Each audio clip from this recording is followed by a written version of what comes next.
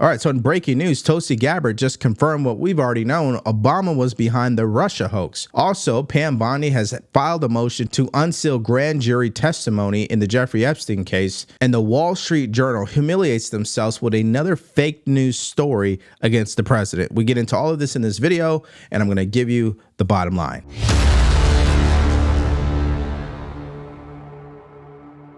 Documents that you're referencing that I released, declassified and released, spells out in great detail exactly what happens when you have some of the most powerful people in our country directly leading at the helm, President Obama and his senior-most national security cabinet, James Comey, John Brennan, James Clapper, and Susan Rice and others, essentially making a very intentional decision to create this manufactured, politicized piece of intelligence with the objective of subverting the will of the American people, who in November of 2016 delivered a historic victory to President Trump, defeating Hillary Clinton. And President Obama and his team, their goal was to essentially not accept the decision of the American people and to use this manufactured, politicized intelligence as a means to enact what would become essentially a years-long coup against President Trump. Okay, so if you have been a Trump supporter, a conservative, and you voted for him in 2016, more than likely this is no shocker to you, because this is exactly what you've known all along. But now Tulsi Gabbard has finally done what we've been asking the federal government to do, which is the right thing: declassify this information and prove that the conspiracy theories are not just theories. They are actual facts. And this is just bad news for Obama. Now, will he actually be prosecuted? I'm not too sure. I don't really see that happening. But this is some damning information if this is all indeed true. Now, you reference this president's daily brief document that was drafted for President Obama in early December that reaffirmed what the intelligence community professionals, as you say, had been assessing for the previous 6 months leading up to the election, which was that Russia neither had the intent nor capability to essentially hack the outcome of the U.S. election. As you said, President Obama's political appointees pulled that document before it could be published, and it has not been published until we released it today. And the very next day after they pulled that document, President Obama called a National Security Council cabinet meeting to discuss how Russia interfered with the election. Again, this is the first week of December. 9th, President right? Trump had already won. Correct. This is the December 9th meeting.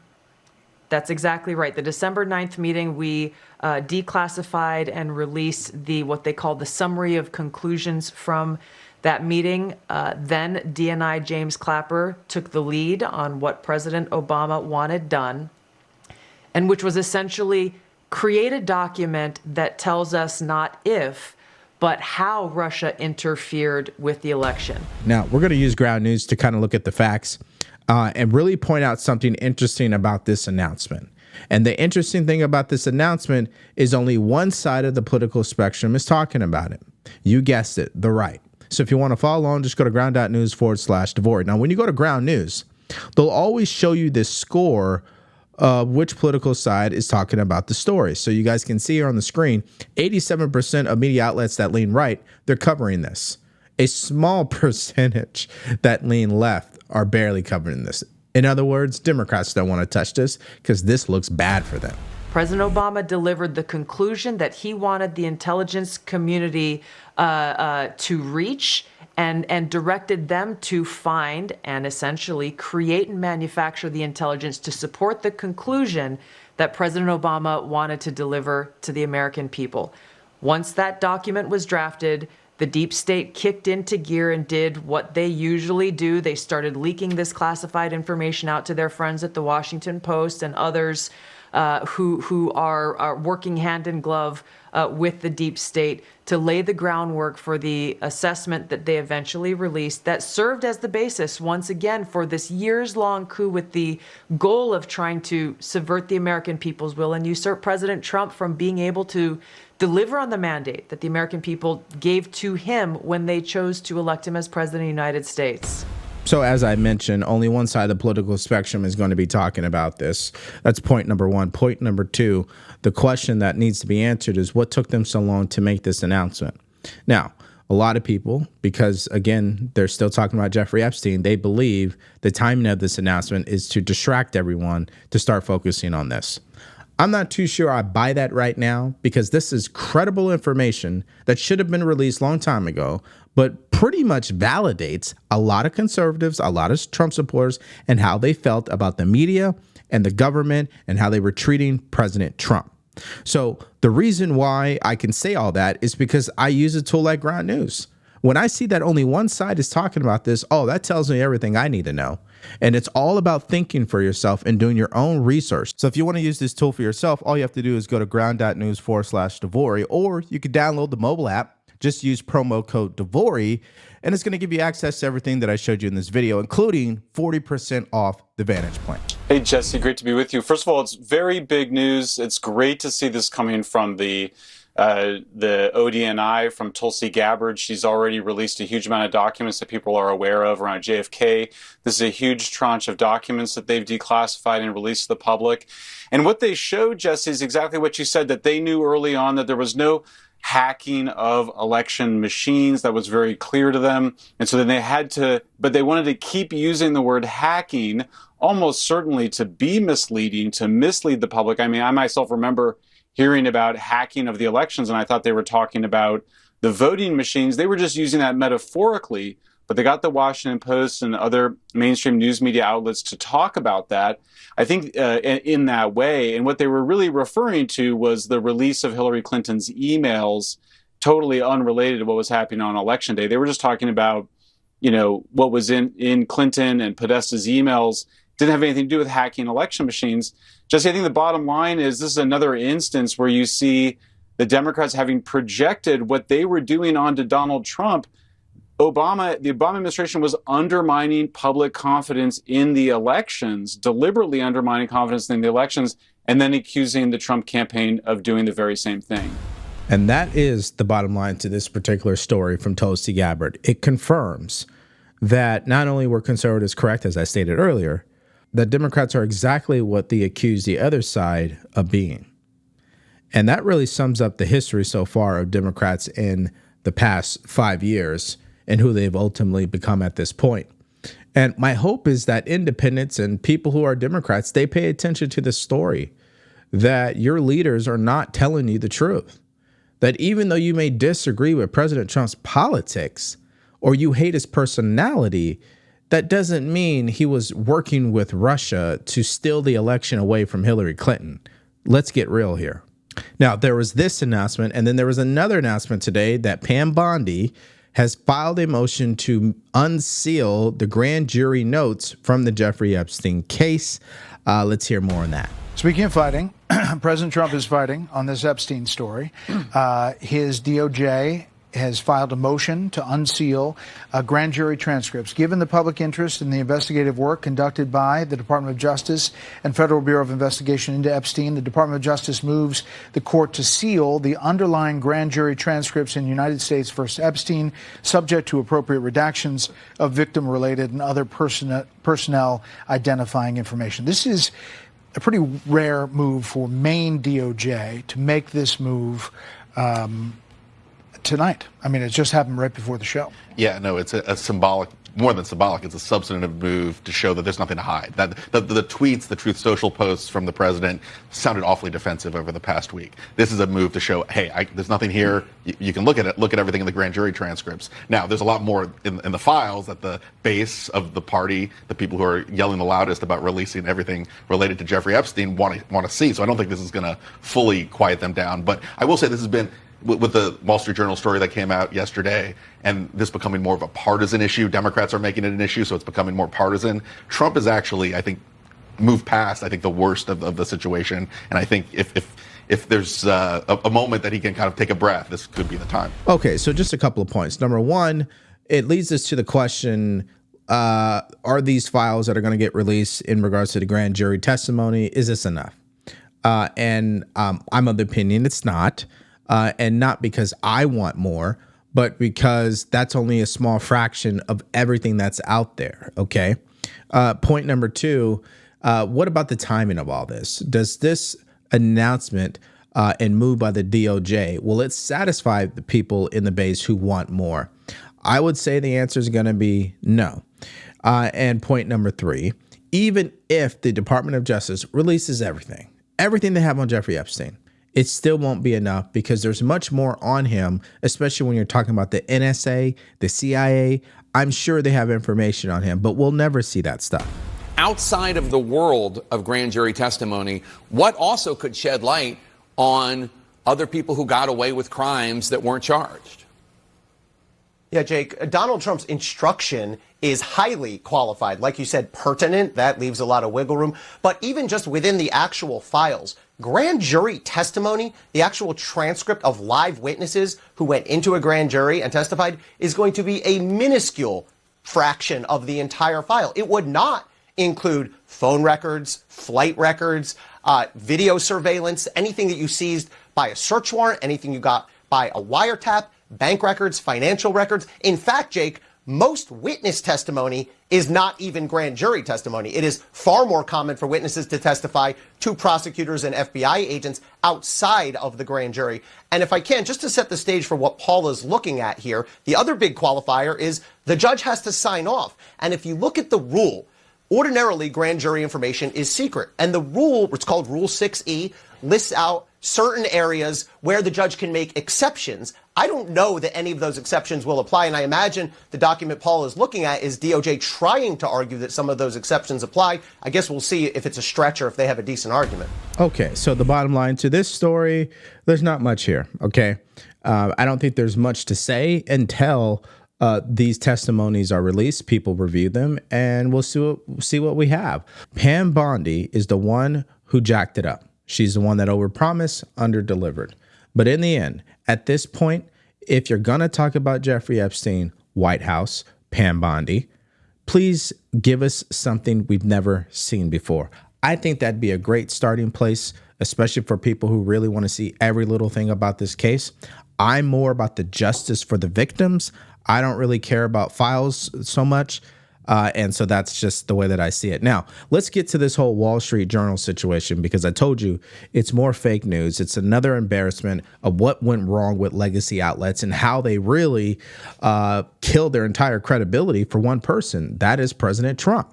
I want you to hear the story that they released earlier this morning. Take a look. This is what it allegedly said. Donald, we have certain things in common, Jeffrey. Jeffrey, yes, we do, come to think of it. Donald, enigmas never age. Have you noticed that?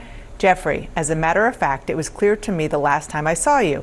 Donald, a pal is a wonderful thing. Happy birthday, and may every day be another wonderful secret. Now, again, I just want to be clear. This is an imagined conversation, allegedly written in a birthday message by Donald Trump between the two of them. Now, let me just read to you the president's denial. The Wall Street Journal printed a fake letter, supposedly to Epstein. These are not my words, not the way I talk. Also, I don't draw pictures. I told Rupert Murdoch it was a scam, that he shouldn't print this fake story, but he did, and now I'm going to sue his ass off. And that of his third-rate newspaper, as he likes to sign these days. Thank you for your attention to this matter, exclamation point. DJT. Okay, so I know that was painful for Dana Bash because she knows he's correct. Let me ask you guys a question. How can a media outlet, okay, people who claim to be about reporting the news, reporting the facts, run a story about the president of the United States writing a birthday letter to this child sex trafficker, rapist, call him whatever you want, and you don't even have a copy of the letter? How does that work exactly? Like, in what world does that meet the ethical standards of journalism? And that's why people don't listen to these individuals anymore, these companies, these organizations. That's why the ratings are going down over and over again, because they keep selling their soul in order to undermine the president of the United States. It's such a frustrating thing.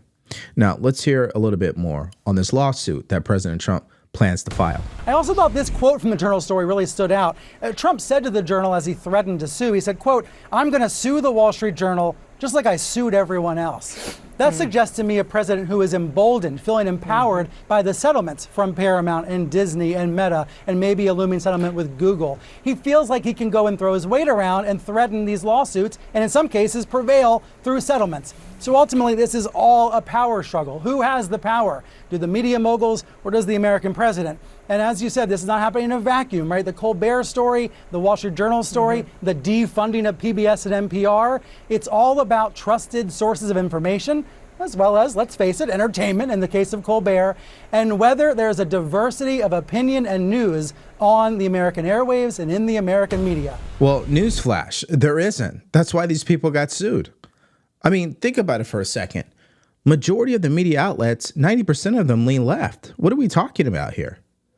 And when I say 90%, I'm talking about the major outlets, okay? The ones that have been around for 50 years. They lean left. NPR leans left. PBS leans left. I mean, we can go on and on and on. Here's a great example of this. When's the last time you saw a conservative author, conservative commentator on ABC News? I mean, I can find countless examples of how biased they are. And I know you know that, so I'm not trying to insult your intelligence. But this guy, he is a complete joke. It's not about throwing your weight around. It's about the fact that these people need to be held accountable, and now accountability has come to town. That's where we're at right now. It's coming full circle. Now, in regards to the allegation of President Trump writing this and, doodling a picture on this letter, allegedly, here is Michael Cohen, out of all people who definitely hates President Trump at this point, defending the president when it comes to this story. Take a look. Well, what was your take? I agreed with him. I've never, not once, and again, over 13 years of being by the man's side, I have never once seen him doodle. I never saw him draw a picture. In fact, I would be very shocked if Donald Trump actually can doodle. It's just not his thing. And the language, using words like enigma, that's not a Donald Trump word. I mean, he certainly knows what the word is, but it's not a word that he uses. I found the whole thing just to be odd. Now, I wouldn't be shocked if somebody had turned around and reached out to the office and said, hey, look, we're putting together a birthday book for Jeffrey. Can Donald doodle something on there? And these are the words that we want you to use in some doodle. He then gave it to an assistant. Many of his assistants were not just good artists, but fabulous artists. And so that's probably what happened at the worst. Now, chances are, I don't know the answer. And that's the whole problem with this entire story. Yeah, that is the problem. And that's why I want to show you guys that clip. And it's coming from someone who has no reason to support the president whatsoever, has no reason to defend him. But clearly, when you look at the facts of the case in regards to this entire story, this is a complete hoax, fake news at its best. But this is the problem in our country and why Wall Street Journal, they need to be called out for this. Again, we're talking about the standards of journalism. How can you write a story about a birthday letter and you don't have a copy of the letter? And if you do have a copy of the letter, did you confirm that it is the president's handwriting? Isn't that fascinating that they can do this? This is really why we do this show, because I want you guys to be able to think for yourself. And I'm tired of Americans getting caught up in propaganda all day long, especially with outlets doing things like this. So that brings me to your opinion in the comments section below to this entire video. Listen, I'm a little heated because Wall Street Journal, I mean, they're just pathetic. But what do you guys think about that exactly? Give me your reaction in the comment section below. Let's not forget what Tulsi Gabbard uncovered, which is huge. We already knew that to be the truth, but now that it's being made public, she declassified the documents to prove what she is saying is true. Give me your thoughts about that. And then let's not forget this entire Jeffrey Epstein annoyance and the fact that Pam Bondi is now filing a motion to have the grand jury unseal the testimony. I don't really think it's going to go anywhere. In my opinion, I think there are much more things that we should be focusing on at this point.